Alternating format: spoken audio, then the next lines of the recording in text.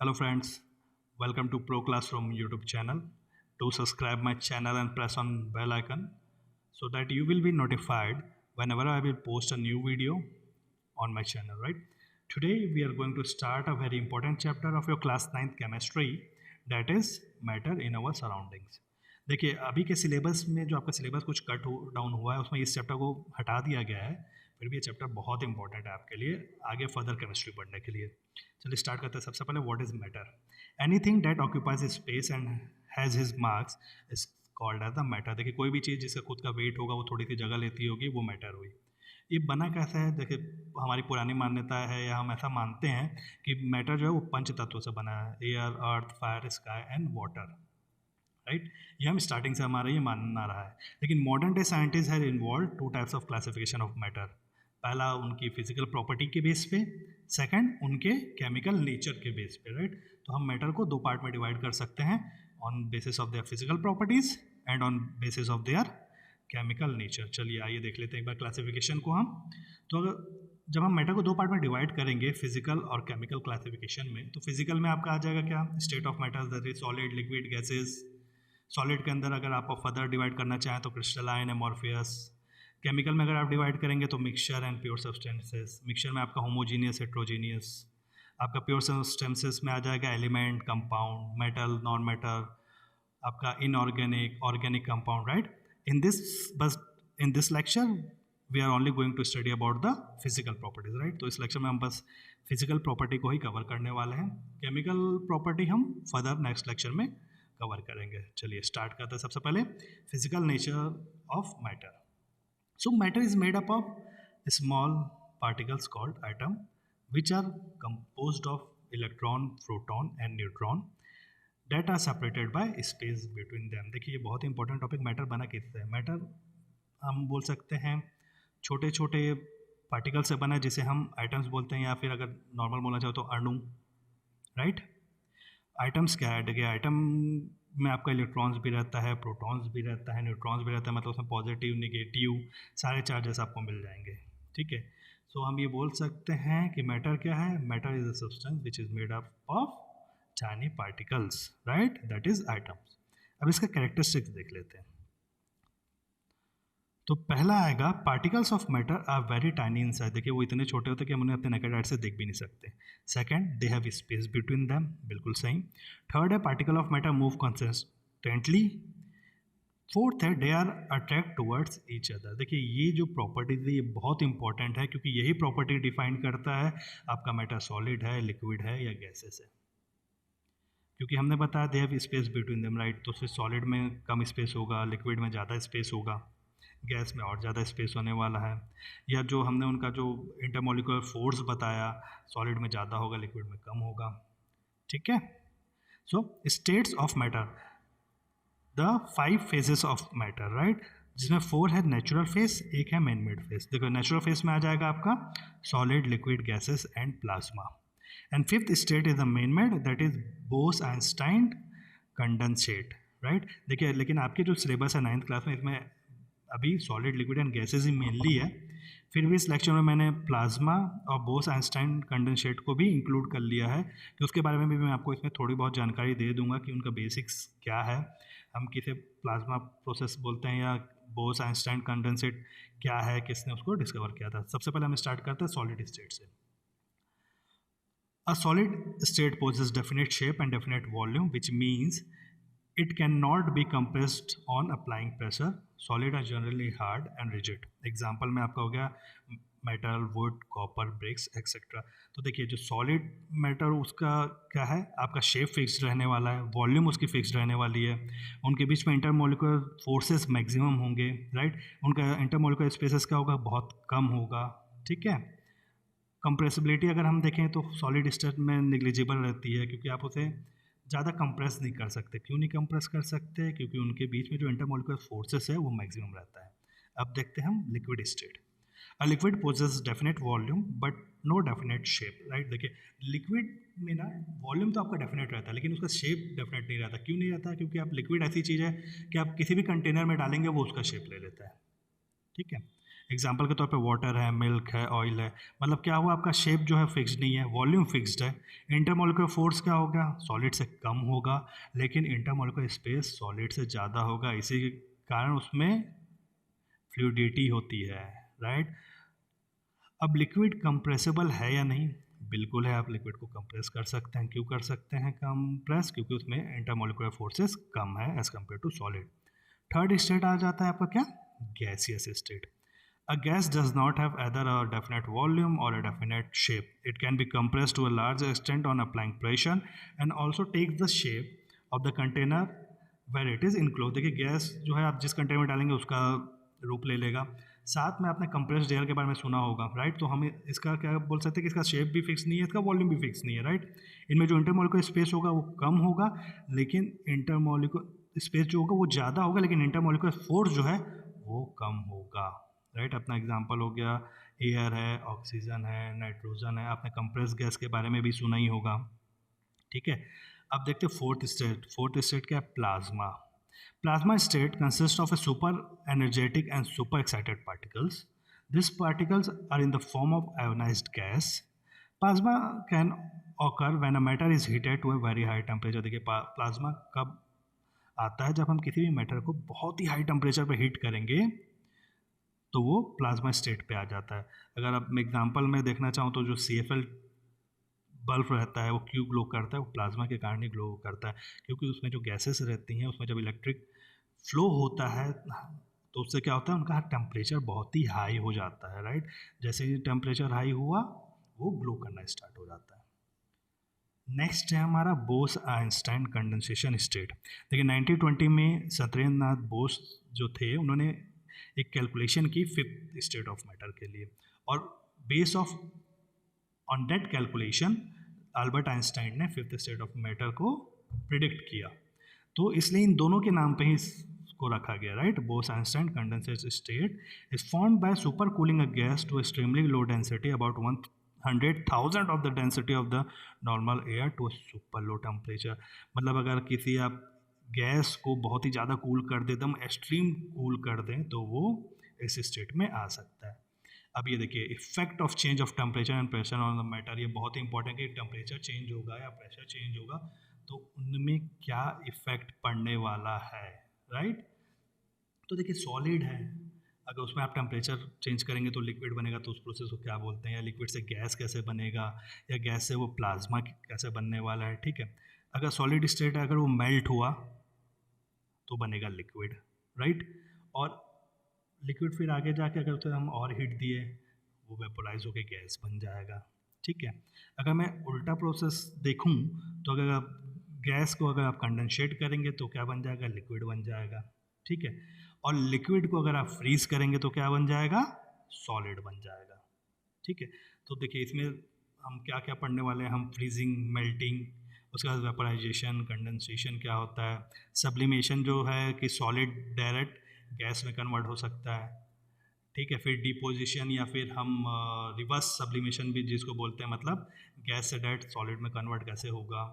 फिर गैस से अगर हमें प्लाज्मा में कन्वर्ट करना है तो वो उसको आयोनाइजेशन बोलते हैं, या प्लाज्मा से वापस हमें गैस में कन्वर्ट करना है तो उसको हम रिकॉम्बिनेशन बोलते हैं, राइट। तो हम इस लेक्चर में ये जितने भी प्रोसेस है इसके बारे में हम पढ़ने वाले हैं, इनकी डेफिनेशन देखने वाले हैं कि क्या क्या होता है और किस प्रोसेस में किस स्टेट में चेंजेस आते हैं, ठीक है। एक बार फिर से देख लेते हैं। अगर हमें सॉलिड से गैस में करना है तो वो प्रोसेस होगा सब्लिमेशन का, उसका रिवर्स होता है वो डिपोजिशन होता है।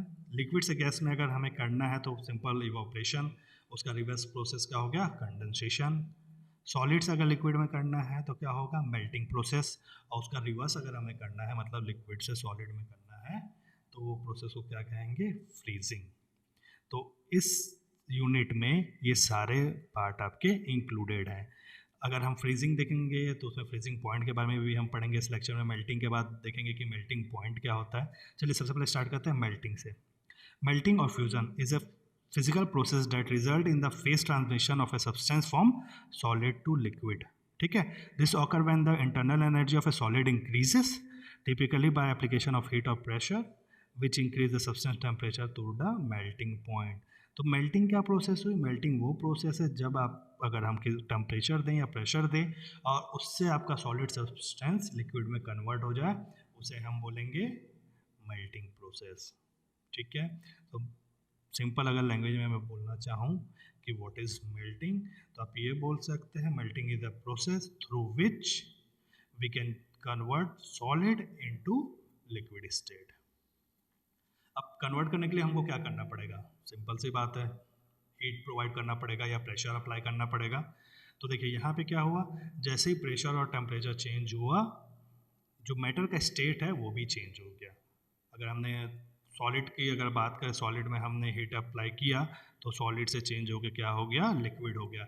या फिर अगर उनमें हमने उसमें एक्सटर्नल प्रेशर लगाया तो वहाँ से भी वो सॉलिड से किसमें कन्वर्ट हो गया? लिक्विड। जैसे आपका मान के चलिए आइस होता है, आइस को अगर आप मेल्ट करेंगे तो वो वाटर बन जाता है।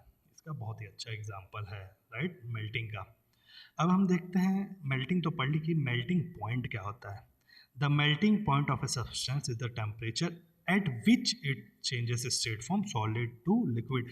तो मेल्टिंग पॉइंट देखिए वो पॉइंट है जहाँ पे आपका सब्सटेंस सॉलिड से लिक्विड में चेंज हो जाएगा।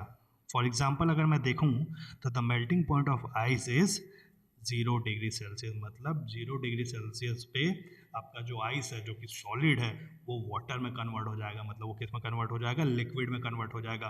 और इसी पॉइंट को, जिस पॉइंट पे वो सॉलिड से लिक्विड में कन्वर्ट हुआ, उसी पॉइंट को हम क्या बोलते हैं? Melting point. देखिए हर सब्सटेंस का अलग अलग अपना अपना मेल्टिंग पॉइंट रहता है। अब हम देखते हैं फ्रीजिंग। फ्रीजिंग क्या है? मेल्टिंग का जस्ट अपोजिट प्रोसेस है। Freezing is a process when the liquid turns into solid. Melting में क्या था? सॉलिड लिक्विड में हो रहा था, लेकिन फ्रीजिंग में क्या है? Liquid into solid. Freezing occurs when the heat is lost from an object, which causes the molecule to slow down and form tighter bond. One example of freezing is when water turns into ice. अब देखिए अगर हम water को right freeze करेंगे तो वापस हम उसे आइस में कन्वर्ट कर सकते हैं। तो मेल्टिंग में हम क्या कर रहे थे? आइस के ऊपर हम हीट अप्लाई कर रहे थे और उसे वाटर में कन्वर्ट कर रहे थे, मतलब सॉलिड से लिक्विड। लेकिन फ्रीजिंग में क्या होता है? Reverse process. फ्रीजिंग में हम लिक्विड को हम फ्रीज करते हैं, मतलब उस पर हम टेम्परेचर हटाते हैं और उसे कन्वर्ट करते हैं सॉलिड मटेरियल में। एग्जाम्पल इसका सबसे अच्छा एग्जाम्पल है, अगर वाटर को आप फ्रीज़र में रख देंगे तो थोड़ी देर बाद आप देखेंगे वो आइस क्यूब में कन्वर्ट हो जाता है, राइट। तो ये बहुत अच्छा एग्जाम्पल है किसका? फ्रीजिंग प्रोसेस का, जहाँ पे आपका लिक्विड चेंज हो गया सॉलिड में। चलिए देखिए, फ्रीजिंग तो हमने देख लिया। जैसे एक पर्टिकुलर पॉइंट आता है जहाँ पे ये प्रोसेस चालू होता है, ठीक है। हर टेम्परेचर पे तो फ्रीज होगा नहीं। अगर मैं वाटर को 10 डिग्री सेल्सियस पे रखूँ तो वहाँ पे तो फ्रीज होने वाला नहीं है, राइट। एक पर्टिकुलर टेम्परेचर पे ही वो होगा और उसी टेम्परेचर को हम बोलते हैं freezing point. Liquid has a characteristic temperature at which they turn into solid, known as their freezing point. In theory, the melting point of a solid should be same as the freezing point of the liquid, but practical में उनके बीच में थोड़ी बहुत difference होती है। क्योंकि 0 degree Celsius में आपका आइस वाटर में कन्वर्ट हो रहा है, इन रिवर्स 0 डिग्री सेल्सियस में वाटर भी आइस में कन्वर्ट होता है। ये थ्योरेटिकल है, लेकिन अगर हम प्रैक्टिकल इस चीज़ को करने जाएंगे तो उसमें हल्का सा डिफरेंस होगा। हो सकता है कि कुछ -डिग्री में वाटर आइस बने, राइट। चलिए अब देखते हैं हम अगला प्रोसेस, वेपोराइजेशन और boiling. Vaporization of an element और compound is a phase transition from liquid phase to vapour, मतलब यहाँ पे लिक्विड से गैस में आपका कन्वर्ट हो रहा है, ठीक है। देखिए बेसिकली दो टाइप का होता है, एक तो इवोपरेशन होता है और एक बॉइलिंग होता है। बहुत लोग इसे सेम समझते हैं, लेकिन इवोपरेशन एंड बॉइलिंग में डिफरेंस है। क्यों डिफरेंस है? क्योंकि आपका बॉइलिंग जो है वो बॉटम से स्टार्ट होता है। अगर मैं लिक्विड को जार पे रखूँ और हीट दूँ तो वो बॉटम से स्टार्ट होगा बॉइलिंग, लेकिन इवोपरेशन क्या है? वो सरफेस ऑफ द लिक्विड पे स्टार्ट होगा, ठीक है। तो ये एक बेसिक दोनों में डिफरेंस है। तो आपका दो टाइप का हो गया वेपोराइजेशन। वेपोराइजेशन प्रोसेस क्या हो गई आपकी? अगर हम किसी भी लिक्विड को हीटअप कर रहे हैं और वो किस में कन्वर्ट हो रहा है? गैस में, तो उसे बोलेंगे वेपोराइजेशन। चलिए, evaporation occurs at temperature below the boiling point and occur on the liquid surface. जैसा मैंने आपको बताया था, ये लिक्विड के सरफेस पे होगा। लेकिन जो बॉइलिंग प्रोसेस है वो क्या है? Boiling by contrast is a rapid vaporization that occur at और above the boiling temperature and at और बिलो द लिक्विड सरफेस। मतलब क्या है, इवोपरेशन कब होगा? जब बॉइलिंग पॉइंट के नीचे रहेगा टेम्परेचर। लेकिन बॉइलिंग कब होगा? जब आपका टेम्परेचर या तो बॉइलिंग पॉइंट पे हो या तो उससे ज़्यादा हो। ठीक है, यहाँ पे आप देख सकते हैं इवोपरेशन में क्या है, जो वेपर प्रेशर है वो less than atmospheric pressure, right. लेकिन बॉइलिंग में क्या है, vapour pressure is equal to the atmospheric pressure, right. तो इसमें क्या हुआ, जो बबल्स है वो कहाँ से आ रहे हैं? वो नीचे आपके बॉटम से आ रहे हैं, लिक्विड के बॉटम से ऊपर की तरफ आ रहे हैं। और इवोपरेशन में क्या हो रहा है, ऊपर के जो आपका सरफेस है वहाँ से वेपराइजेशन की प्रोसेस चालू हो रही है। तो ये इसमें ये एक बहुत ही बेसिक डिफरेंस है। वेपराइजेशन आपका बॉइलिंग पॉइंट से नीचे होगा, राइट, लेकिन बॉइलिंग क्या होगा, आपके बॉइलिंग पॉइंट पे या फिर उससे ऊपर। ठीक है, वेपोराइजेशन आपका किस पे हो रहा है? आपका सरफेस पे हो रहा है, लिक्विड के सरफेस पे होगा। लेकिन आपका बॉइलिंग कहाँ से स्टार्ट होगा? वो बॉटम से स्टार्ट होता है, राइट। चलिए, तो वेपोराइजेशन और बॉइलिंग क्या हो गई? जब हम लिक्विड पे हीट अप्लाई करेंगे या फिर प्रेशर अप्लाई करेंगे and it changes into gas, that process is called as vaporisation और बॉइलिंग। इसका देखिएगा एग्जांपल मैं देखना चाहूँ तो थोड़ा सा किसी भी जार में पानी ले लीजिए और उसे हीट कीजिए। कुछ समय बाद आप देखेंगे कि उसमें से ना भाप निकलेगी, राइट, उसमें से वेपर आना चालू होगा। वही प्रोसेस है किसका? वेपोराइजेशन का। ठीक है, इसका रिवर्स प्रोसेस जो होता है, जहाँ पे जो सब्सटेंस है हमारा गैस से लिक्विड बनेगा, उस प्रोसेस को हम क्या बोलेंगे? कंडेंसेशन। लेकिन उससे पहले हम देख लेते हैं कि बॉइलिंग पॉइंट क्या होता है। The boiling point of a substance is the temperature at which the vapor pressure of a liquid equal the pressure surrounding the liquid and the liquid changes into vapor। मतलब जहाँ पे vapour pressure equal to atmospheric pressure हो जाएगा उसे हम boiling point बोलेंगे। For example, अगर मैं देखूँ सी लेवल पे तो हमारा जो वाटर है वो 100 डिग्री सेल्सियस पे बॉयल हो जाता है। लेकिन अगर मैं उसे कुछ हाइट पे ले जाऊँ, इसमें जो दिया है 1905 मीटर्स, अगर मैं उसे ऊपर ले जाऊँ तो वहाँ पे उसका बॉइलिंग पॉइंट चेंज हो जाएगा, वो हो जाएगा 93.4 डिग्री सेल्सियस। क्यों चेंज हो जाएगा? क्योंकि सी लेवल पे हमारा एटमॉस्फेरिक प्रेशर दूसरा मतलब अलग रहेगा, एक हाइट पे जाने पर एटमॉस्फेरिक प्रेशर कम हो जाएगा, इसके कारण टेम्परेचर में भी डिफरेंस होगा। चलिए अब देखते हैं हम condensation. Condensation is the change of the physical state of a matter from gas face into the liquid phase and it is the reverse of vaporisation. For example, अब देखिए मॉर्निंग ड्यू हो गया, अब सुबह सुबह उठते हैं हम देखेंगे वो घास के ऊपर जो उसकी बूंदें रहती है वो एक कंडेंसेशन है। या फिर आपने देखा होगा, आप कोल्ड ड्रिंक जब लेते हैं या केन की बोतल लेते हैं तो उसमें देखा होगा आपने, जो बाहर का उसका परत है, कांच है, उसके ऊपर ना कुछ वाटर ड्रॉपलेट्स आ जाते हैं, वो भी एक कंडेंसेशन प्रोसेस का ही एग्जाम्पल है। तो कंडेंसेशन को हम क्या बोलते हैं? Reverse of vaporisation. क्यों? क्योंकि वेपोराइजेशन में आपका हम हीट अप्लाई करने पे लिक्विड से गैस में कन्वर्ट कर रहे थे, कंडेंसेशन में क्या हो रहा है? गैस से वापस लिक्विड में कन्वर्ट हो रहा है। ठीक है, तो जब भी गैस से अगर हमें लिक्विड में कन्वर्ट करना हुआ तो क्या हो गया? कंडेंसेशन। इसका एक और एग्जांपल आप देख सकते हैं। देखिए, आप पानी ले लीजिए एक जार में, उसे हीट कीजिए और थोड़ी देर बाद ना उसके ऊपर में ना आप कुछ बर्तन है उसको ढक दीजिए। जब आप उसको देखेंगे निकाल के तो आप उसमें ना ऊपर में ना वाटर ड्रॉपलेट्स जमे होंगे। ये भी एक अच्छा प्रैक्टिकल एग्जांपल है कंडेंसेशन का। ठीक है, क्यों? क्योंकि देखिए क्या हुआ, आपने हीट किया, ठीक है, हीट बढ़ गया, हीट ज़्यादा बढ़ने से क्या हुआ, जो वाटर है वो हो गया आपका इवोपरेट, और वहाँ से ऊपर जाके आपने उस पर एक बर्तन रख दिया था, वहाँ पे वो कंडेंसेशन चालू हुआ और फिर वापस किस में चेंज हो गया? लिक्विड में। अब हम देखेंगे sublimation. Sublimation is a transaction of a substance directly from solid to gas. ठीक है, देखिए इसमें क्या होगा, आपका सब्सटेंस सॉलिड से डायरेक्ट गैस बनेगा, लिक्विड स्टेट में नहीं आएगा। एग्जाम्पल, बहुत ही बढ़िया एग्जाम्पल है इसमें ड्राई आइस, ठीक है, नेप्थलीन जिसको, और या फिर कैम्फर, कपूर। आप कपूर को भी देखिए, वो डायरेक्ट सॉलिड से गैस बनता है, आपने उसको लिक्विड फॉर्म में नहीं देखा होगा। अगर हम उसे अगर हीट भी करें तो डायरेक्ट गैस में कन्वर्ट होगा, ना कि लिक्विड में। सो sublimation is a process where if we apply heat to a solid body it convert into gaseous form, right। sublimation में ये है कि आपका जो सॉलिड बॉडी है वो लिक्विड फॉर्म में कभी नहीं जाएगा। देखिए एग्जांपल भी इसके बहुत अच्छे दिए हुए हैं। कपूर हम पूजा करते समय उसे जलाते ही हैं, आप उसको देखेंगे कि जब आप उसको जलाएंगे तो सॉलिड से गैस में कन्वर्ट होगा और लिक्विड में कभी कन्वर्ट नहीं होगा। या आप नेफ्थलीन बॉल्स जो होता है जिसे हम वॉशरूम में यूज़ करते हैं वो भी सॉलिड से डायरेक्ट गैस में कन्वर्ट होता है। या फिर ड्राई आइस हो गया, ड्राई आइस भी आप देखेंगे कि वो सॉलिड फॉर्म में रहता है, वो सॉलिड से डायरेक्ट गैस में कन्वर्ट होगा। अगला प्रोसेस है डिपोजिशन। देखिए डिपोजिशन को हम डीसब्लिमेशन भी कहते हैं, क्यों? क्योंकि it is reverse of sublimation, right? So deposition is the phase transaction in which gas transfers into solid without passing through the liquid phases. इसमें क्या हुआ, अब गैस आपका सॉलिड में कन्वर्ट हो रहा है without going to the liquid phase.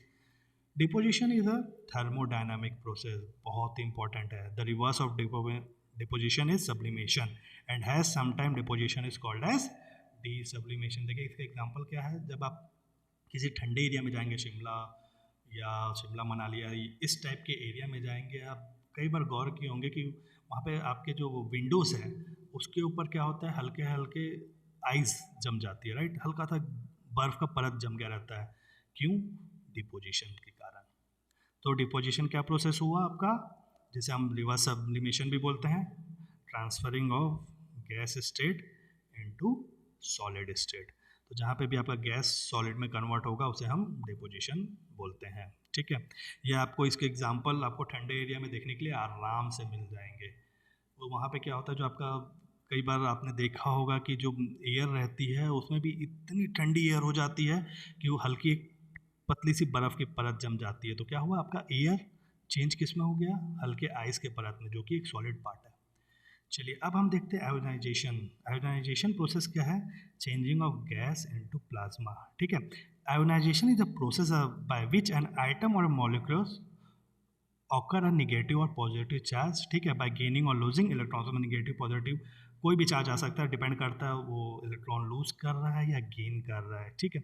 इसका सबसे अच्छा एग्जांपल आपका है CFL बल्ब। वो क्यों ग्लो करता है, क्योंकि उसके अंदर आयोनाइजेशन प्रोसेस हो रहा है, जो कि उसके अंदर के हीलियम गैस को प्लाज्मा में कन्वर्ट कर रहा है, राइट? आपने नियॉन ट्यूब भी देखा होगा, वो भी इसी का एग्जांपल है। अब आयोनाइजेशन का उल्टा क्या हुआ, रिकॉम्बिनेशन। रिकॉम्बिनेशन में आपका जो प्लाज्मा है वो वापस गैस फॉर्म में कन्वर्ट हो जाएगा, राइट?